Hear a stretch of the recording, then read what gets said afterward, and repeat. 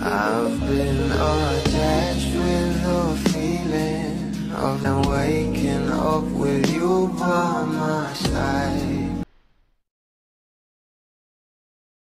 Alam naman natin na kapag nga itong ating couple ay nasa asap ay paniguradong laglag malala ito ng kanilang mga matatalik na kaibigan, kagaya na lamang ng ating president na si Mr. Rovi Domingo.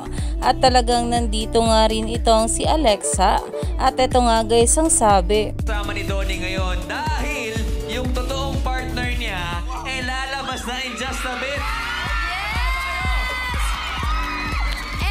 At dahil nga dyan guys ay meron nga rin sinabi itong si Alexa patungkol sa ating couple, na alam naman natin na itong ang ating couple ay itong partner niya na mahal nating lahat, she's about to celebrate her birthday, pero pag-partner nga talaga.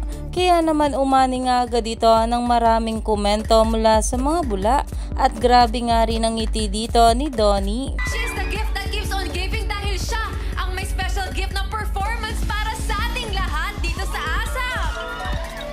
Kaya naman stay tuned lang tayo for more update kila Donnie at Belle sa mga susunod pa na ayuda, dahil marami pa nga talaga tayong dapat abangan sa ating couple ngayong araw.